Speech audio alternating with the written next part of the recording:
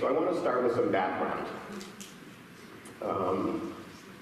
The first thing is that the liberal Jewish community is and will continue to be very largely intermarried. The percentage of married Jews has increased from 31% in the year 2000 to 42% in 2020. And people who married, for people who married after 2005, it's 58%. And a more important statistic is that of non-Orthodox Jews who got married in the 10 years leading up to 2020, 72% married people from different faith backgrounds. So if you are interested in liberal Jewish organizations or programs of any kind, whether it's synagogues or education or social justice or whatever, the growth market is interfaith families. And if we don't engage interfaith families, then all of these programs will decline. Now I wanted to rest just for a minute because we could talk about anti-Semitism for the next hour, and we could talk about Israel, which I really don't want to do for the next hour. But I just want to mention that there's another reason why we need interfaith families to be Jewishly engaged, and it has to do with anti-Semitism. So there was just an article in the Jewish Telegraphic Agency about Senator Cory Booker from New Jersey. He married a Jewish woman, and he was lighting Hanukkah candles for the first time at home. And he said that now that he was married to a Jewish woman, and he hoped to have Jewish children, he felt a more personal urgency to fight against anti-Semitism. So I think the point is that interfaith marriage can lead to more allies. Not only the partners, but also their extended families, who might otherwise have no reason to feel connected with Jews or with Israel, and now they have a reason. And that's a positive byproduct of interfaith marriage. But that's not the question. So, just a few more statistics. How are interfaith families raising their children now?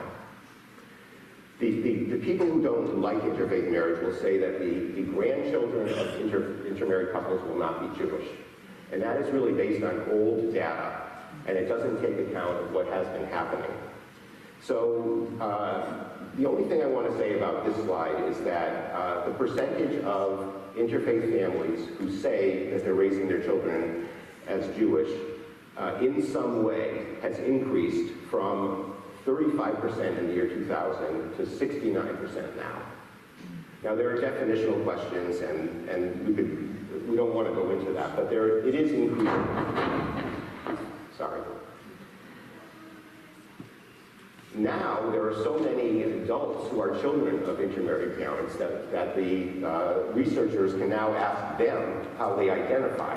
So in addition to the parents saying how they raise their children, you can ask people, how were you raised? And this is also good news that the share of the offspring of intermarriage, this is a quote from one of the researchers, who choose to be Jewish in adulthood is rising, which is good. We know that many individual interfaith families are very Jewishly engaged. I'm sure there may be some of you. I'm sure there are many in this congregation. There are people who are very, very actively involved. But it is true that if you do research and you look at interfaith families as a group, they come out as relatively less engaged than in married families. For example, synagogue membership. 13% of interfaith couples are synagogue members compared to 60% of intermarried couples.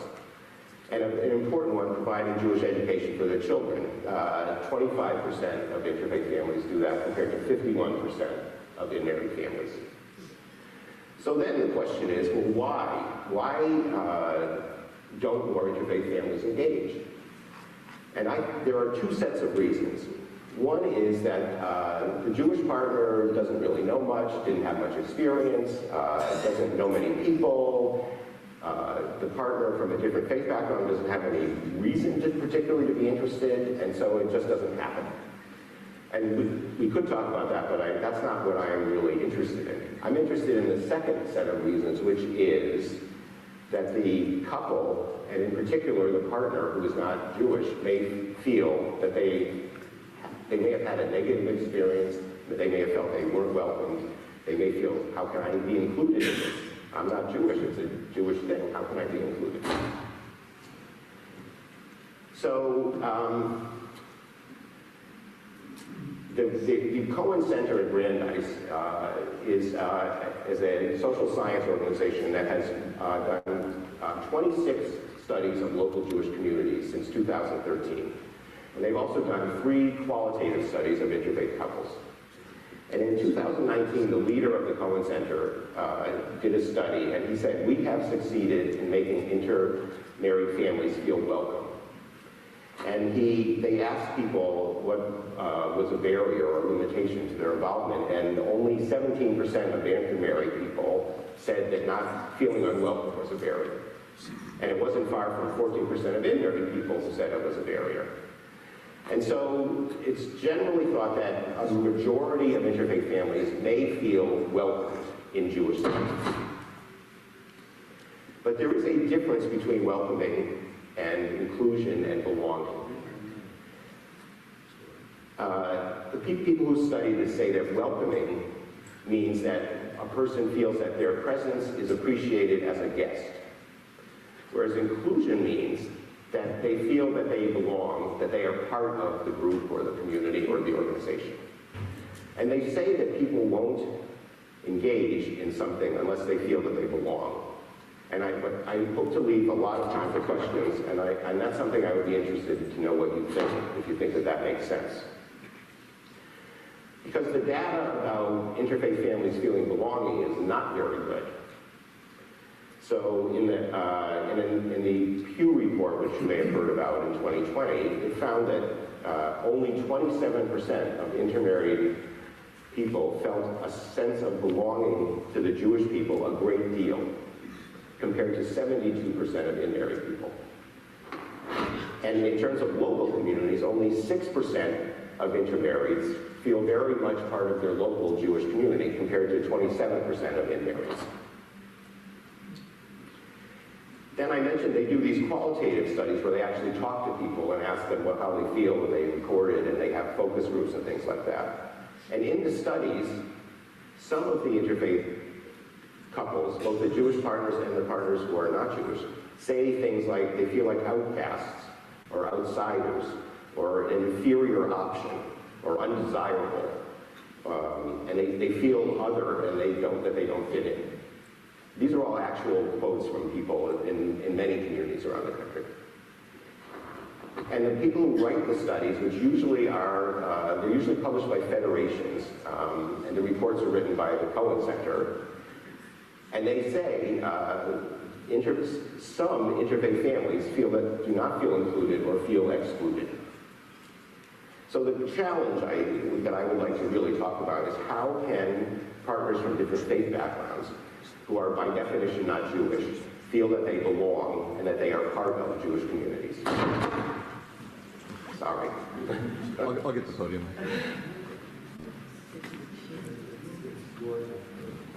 My neck. It's my neck. Okay. Hopefully that'll be better. This is a flyer, I think, or a sign that's posted at the Rashi School, which is a Reformed Jewish day school in the Boston area where I'm from. And it's a nice summary, I think, of what it would be good if when people came to Jewish organizations of all kinds, they encountered that attitude. So, as I said at the beginning, I think the attitudes we have about interfaith marriage and about partners who aren't Jewish really determines what messages they get, and it also determines what policies we implement. And it's interesting to look at what messages do young interfaith couples get about how they might fit in. Well, traditionally, where these attitudes come from is traditionally, interfaith marriage was wrong. It's a violation of Jewish law. In the Orthodox community, that is still the position. Interfaith marriage is forbidden. And people who intermarry I don't know how it's dealt with in various Orthodox communities, but they're not, well, it's not approved. It is very much disapproved.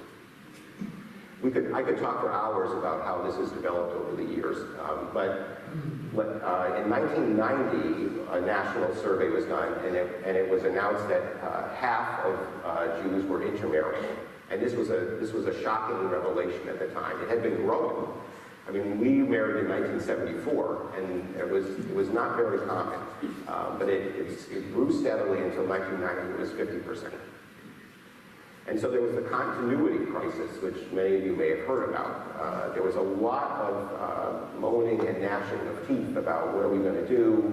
Intermarriage is assimilation. We're going to disappear. We need to prevent it. If we can't prevent it, we need to get the person to convert. I mean, that was the approach in the Jewish community. When I was here in 2005, I said we need to stop thinking that interfaith marriage is bad for the Jews. And I spent a lot of time, this seems to be pretty good. I don't know. I spent a lot of time in interfaith family fighting with the critics of interfaith marriage. There were a whole bunch of them. But they have pretty much disappeared. And I think this is a good development. There's very little hostile thinking that gets expressed about interfaith marriage now, except coming from Israel, unfortunately. I read the Jewish press all the time, and there frequently are statements from all kinds of leaders in Israel saying that interfaith marriage is a plague, like what Ken referred to, like that minister from the government saying that that interfaith marriage is the biggest threat. But I would say things have gotten better. One example I'll give you is that Birthright Israel, which you probably have heard of, sending many, many young adults to Israel for 10 days.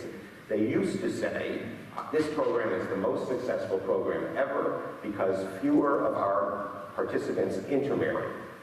So their measure of success was decreasing the amount of intermarriage. And I would lobby them and say, you need to attract the children of intermarried parents because that's what your growth market is. And they are not going to want to go on a trip if the message they get is, we don't want you to have a marriage like your parents. And they have, I'm not claiming any credit for this, but they no longer really tout that their graduates, their participants don't intermarry. Now they say they're more engaged in Jewish life after they come back, which is great. It's a great program. Christmas is another one, another sort of attitudinal issue that used to be a very big deal. So in 2005, a professor at Brandeis wrote a book called Double or Nothing, and I studied it like a lawyer. And what she really said was, children who grow up in interfaith families that have Christmas trees will not be Jewish. That was her assertion. And I thought that was just the most ludicrous thinking, and completely disregarded that many people could celebrate Christmas in a non-religious way, and that it didn't threaten their Jewish identity. And now I send a monthly newsletter from my new organization, and I'd love to have you subscribe to it. And I think these slides will be available, or I'm happy to give you the website. But every December, there's a big, I comment on what's being said about Christmas. And it's largely positive now. There's large acceptance of interfaith families celebrating Christmas, either in their own homes or with their relatives. There are a few, there's still residual things. There was a hearing once that, I don't remember why, but Justice Kagan of the Supreme Court was testifying at a hearing in Congress, maybe her, when she was being appointed. And a senator said, what did you do on Christmas? And she said, this was probably within the last 10 years, she said, like most Jews, I was having Chinese food in a restaurant. It's funny, except for not all Jews are, I think she said like all Jews actually, not all Jews are doing that. And this year, the Jewish Telegraph Agency sent out a special report, what Jews do on Christmas. And all the articles were about various things, and none of them were, and some of them are having Christmas at their own home or at their relatives. Then these aren't really terribly hostile messages, but as Ken mentioned, nobody wants this, which I will talk about a little bit. In season 1, it was pretty negative about, I would say it was negative about interfaith marriage. I mean, the stereotypes were bad. it suggested that Jews were against interfaith marriage, which really is largely not true now. It suggested that interfaith marriages don't produce Jewish children. But this is out there in the popular culture. There was also a Supreme Court case about a web designer who wouldn't do a website for, I think it was for a gay and lesbian couple, because they said it violated the religious principles. Well, at the hearing, one of the justices said, well, they always do hypotheticals. Well, what if an interfaith couple came and the web designer was Jewish? And he said, many Jews consider intermarriage an existential threat to the future of Judaism. This was in 2023. So that is still sort of out there as an issue.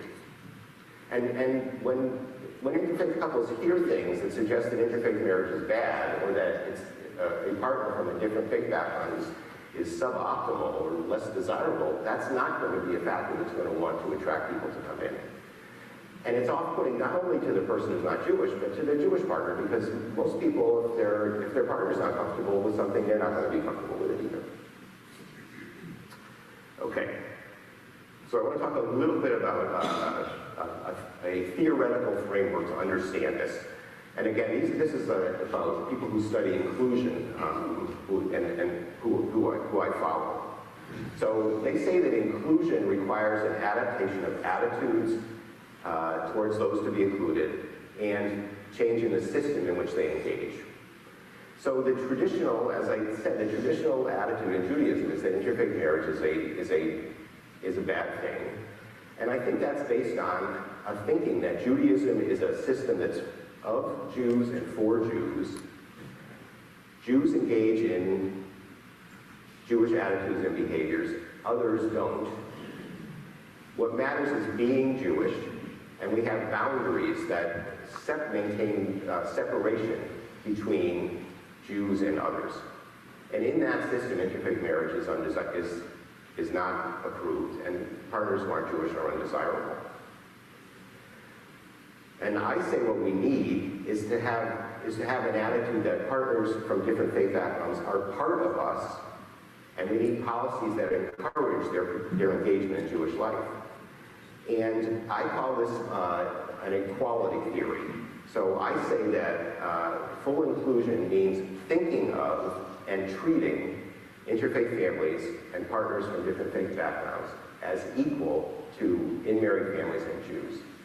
And that, I think, is radical. I think Ken asked, where does the radical come from? And I mean, as I've thought about over the years, I don't know how a system can work where we have qualifications or a second-class status or any kind of better than, less than. I think that we need to think of partners who are from different backgrounds as of equal value, and I think we need to treat couples as the same. And this gets difficult. But in this kind of a system, Judaism would be for not only Jews, but partners from different faith backgrounds. Everyone can engage, and what matters is doing and not being. And the boundaries, people often say to me, well, what about boundaries? Well, we can have boundaries around the practices, but not around who can participate in them.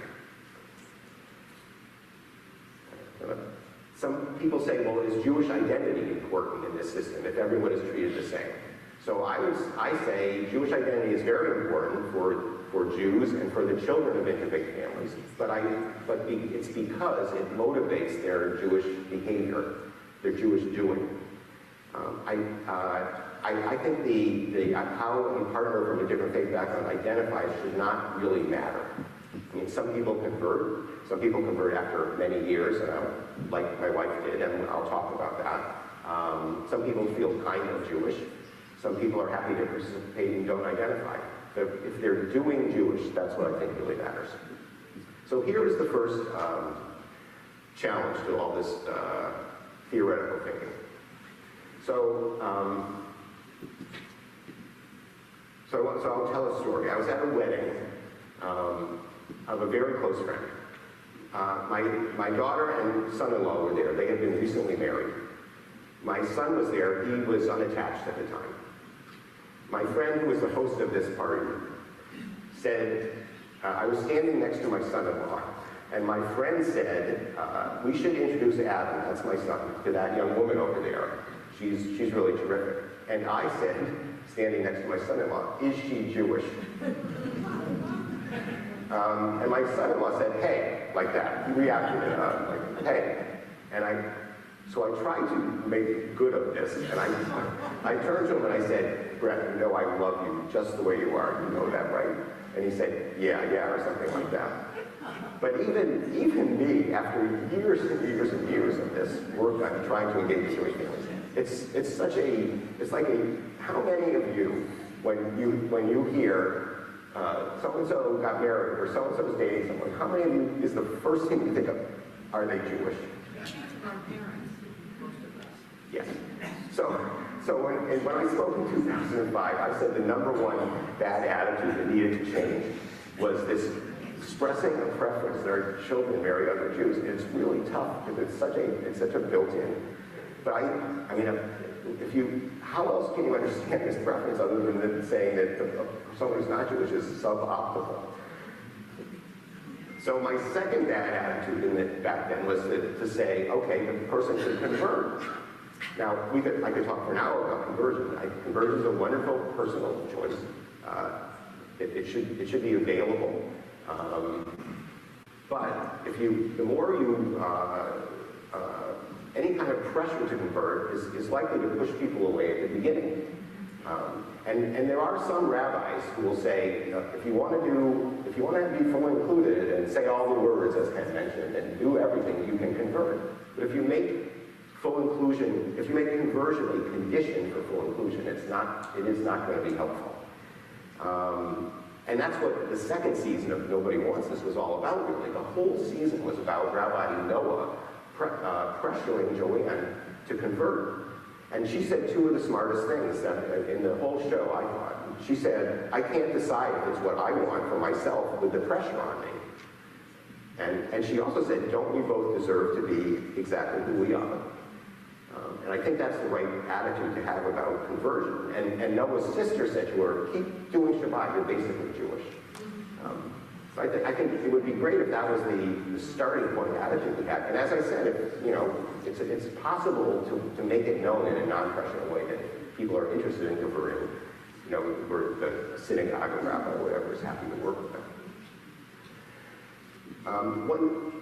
I said that there's not so much explicitly hostile, negative messaging about interfaith marriage now, but there isn't anything positive. That's the other thing that I have sort of thought of recently. There isn't. I can't think of hardly anything where a young interfaith couple would say, "Oh, that's interesting. I could be part of that." And so they're talking about having a season 3 of Nobody Wants This, and the scuttlebutt seems to be that eventually she will convert. But my idea is, well, what about a season 3 where they end up getting married, she doesn't convert, he finds a synagogue that welcomes a rabbi who's intermarried, they raise their children Jewish, maybe she takes an introduction to Judaism class at some point, and it's not dramatic, and I don't think that's what we're going to see. But it would be nice if there was a positive message like that was out there. And so I want to turn to policies. So as I said way back, the theorists say that inclusion means adapting attitudes and also the system that people engage in. So what are the policies that, do we have policies that encourage interfaith families to be involved, or do they restrict participation? So one of them, the easiest one I think is about leadership. So people say, well, can the president of the temple be someone who's not Jewish?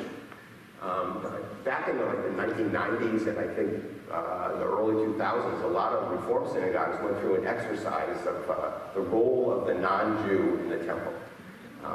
By the way, I try very hard not to say non-Jew, and I would recommend that because it's kind of off-putting, I think. I've heard many people say, I don't want to be defined as something I'm not.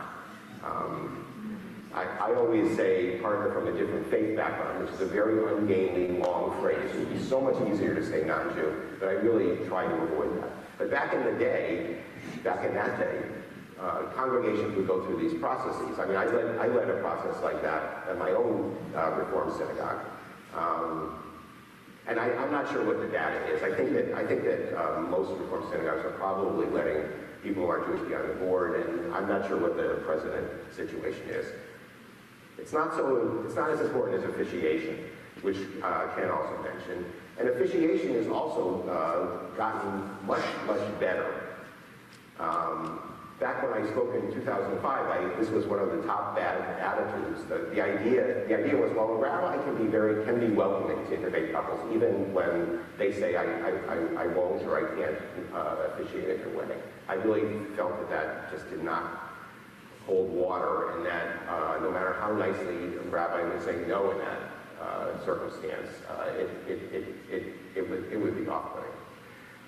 I met once with a rabbi of a large congregation in, it was in Denver, and he was telling me how he explained to couples that it wasn't them, it was his relationship to Jewish law that prevented him from officiating at their wedding. And then he took a call or something and he went out, and the executive director of the temple was in the meeting, and she said to me, I see those couples when they leave and they'll never come back. So, there were surveys done in 1995 which said that 47% of Reform and Reconstructionist rabbis would officiate for interfaith couples, and I did a survey for interfaith family in 2017 and it was 85%. So I think largely couples can find rabbis who will officiate.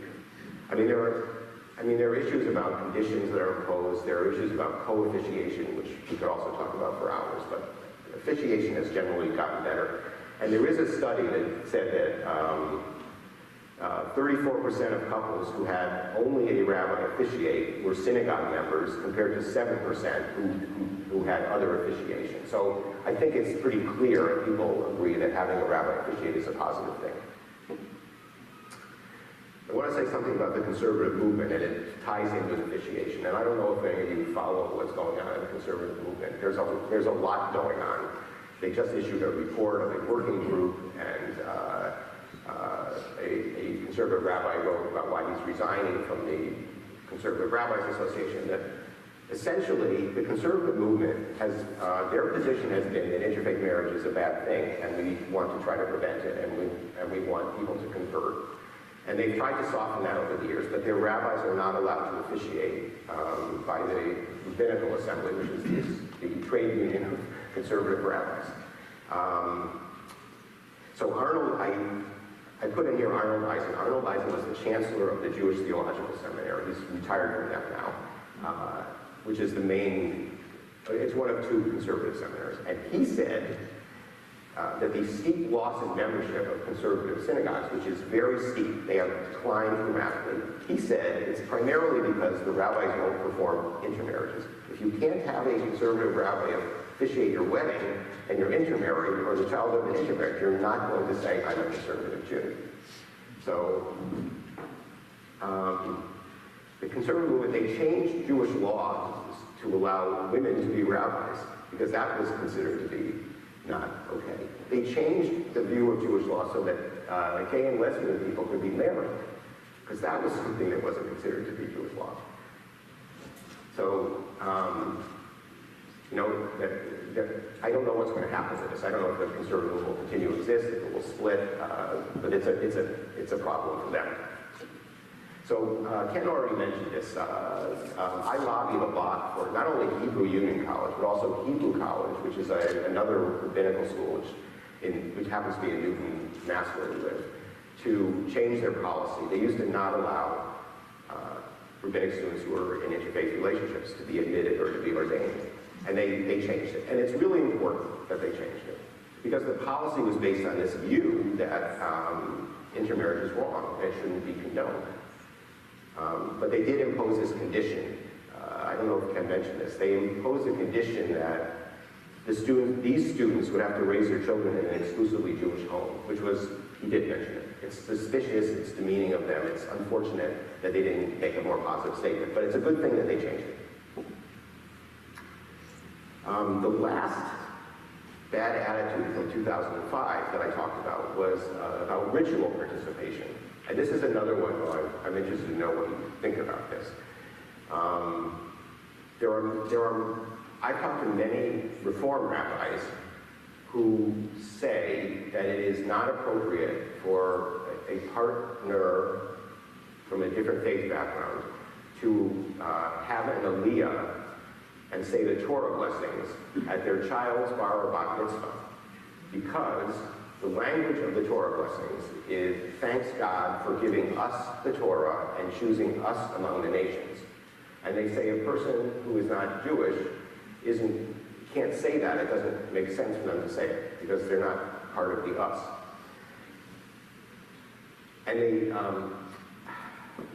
I was allowed, I've offered, I've tried many times to get to lead a session at the senior seminar at the HUC campuses around the country, and I've never been allowed in.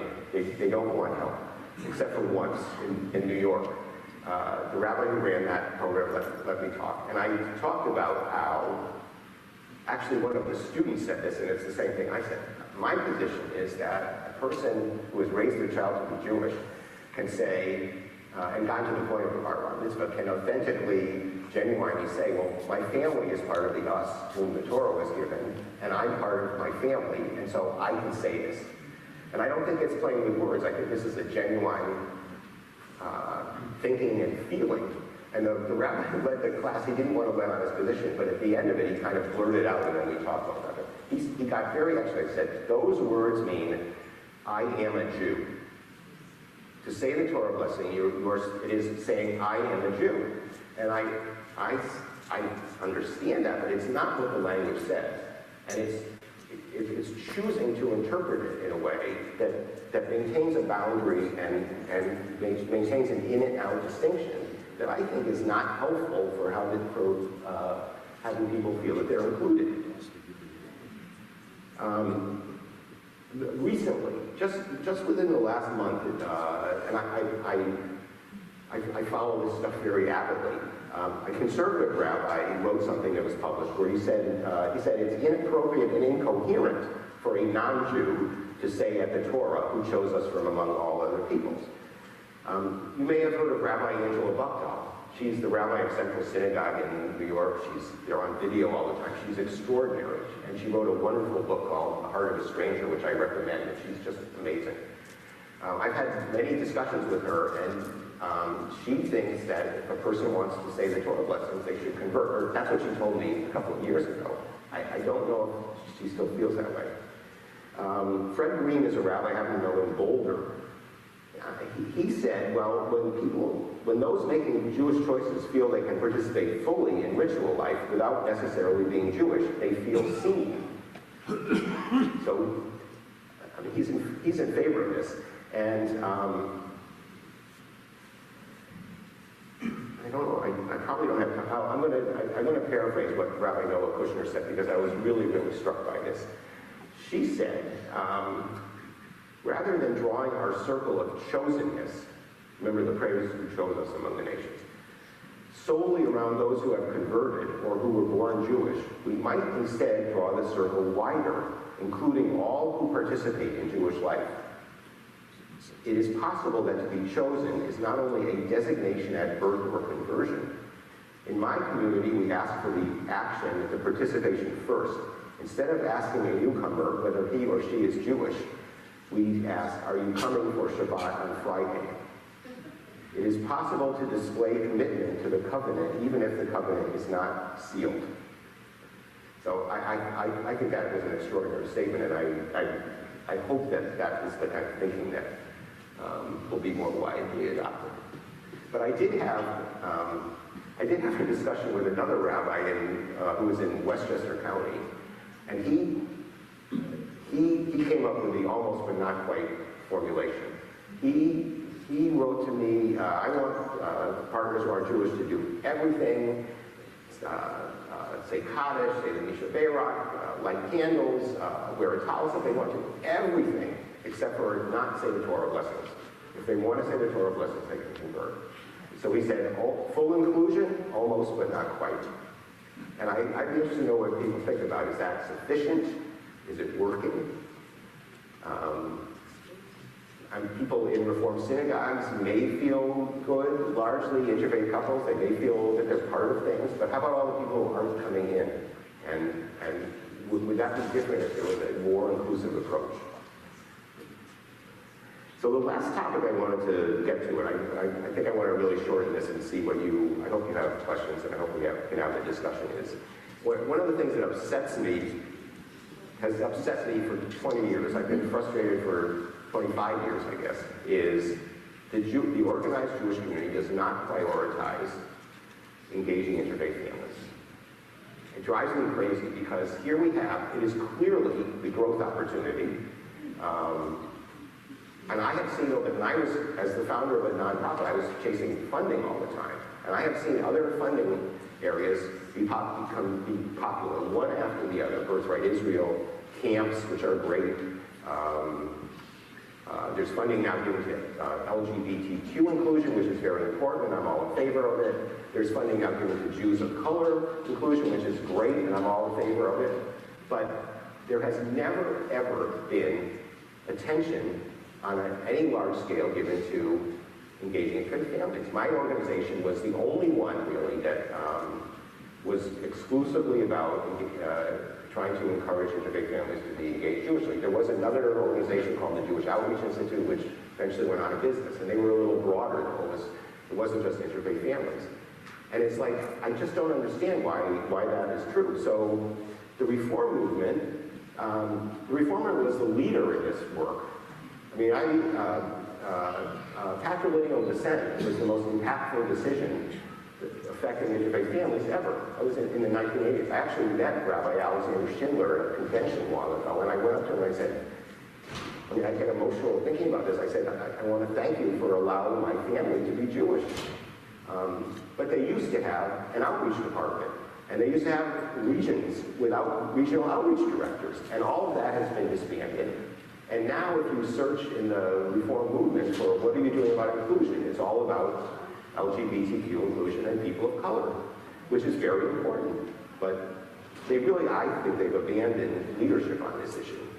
And the CCAR, which is the Reform Rabbis trade union, they still have an official resolution on their books that says interfaith marriage is wrong and we don't condone it. I don't think many Reform rabbis pay attention to that or feel bound by it, but they could go through an exercise saying, you know, we're going to either say, you know, that's passed, or they could come up with something new. That would be an affirmative, inclusive statement. The federation system.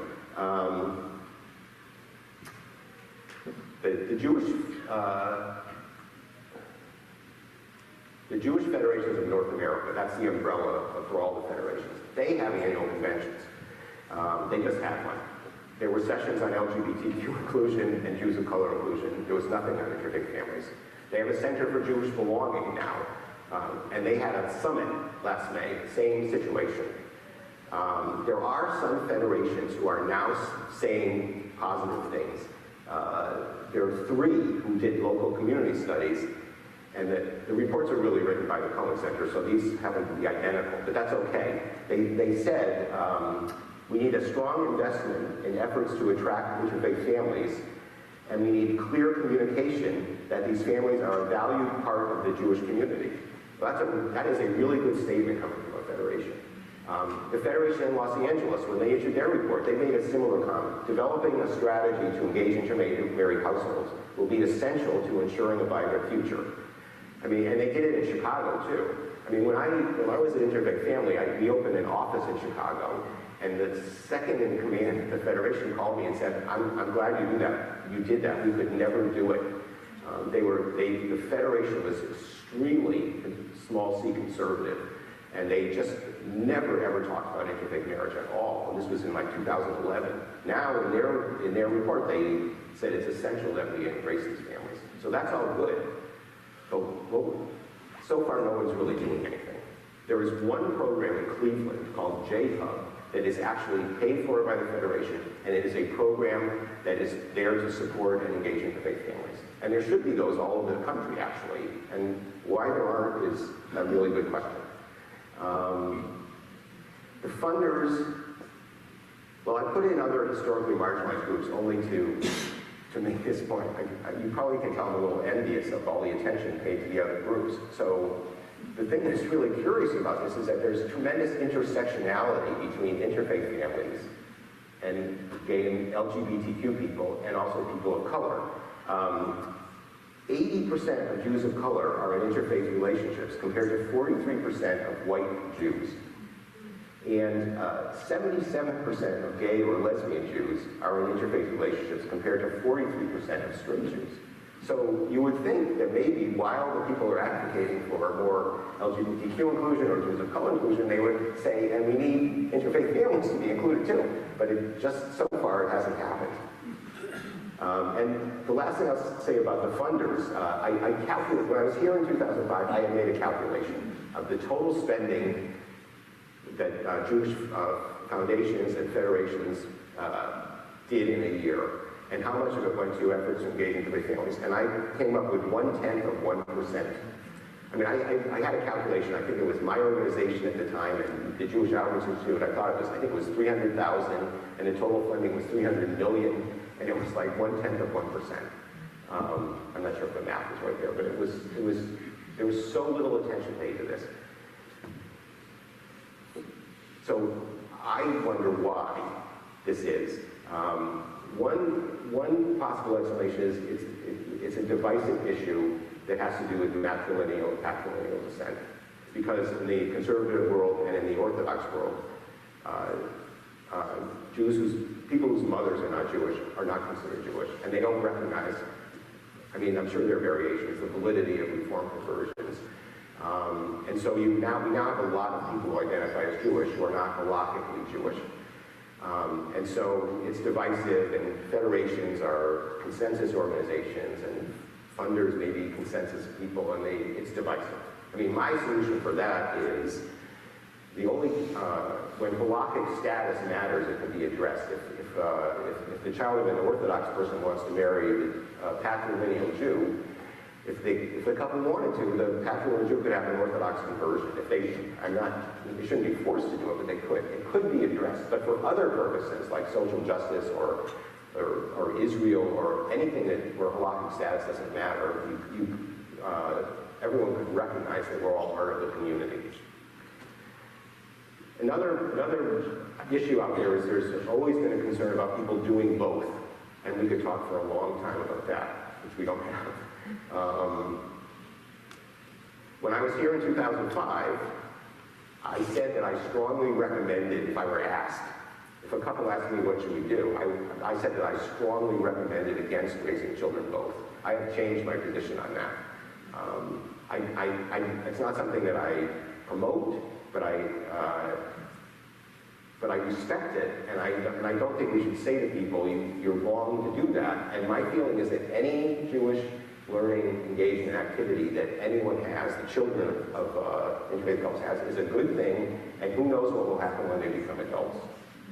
And at the time, the Reform movement, I think it still officially has a policy, a recommendation. They don't control what synagogues do, but they recommended that synagogue schools not admit children who are also having religious education in another religion. And at the time, when I spoke here, I said I thought that was a good idea, and now I think that's a terrible idea for the same reason. And the last thing is attitudes. I mean, I can't explain why there's so little priority given to this, other than there's this residual, I think this person said over here, with what we got from our parents, there's this residual feeling that, I say icky, that interfaith marriage is icky. And so we don't want to talk about it, we don't want to address it, we don't want to give money to programs to address it. I don't know how else to explain it. And so that's what I think really is needed. We need to believe, and then we need to communicate that interfaith families and the partners from different faith backgrounds are part of us and are a valued part of us. And we need people to feel, more people say, I'm still not Jewish, as long as they aren't, but I feel like part of the community.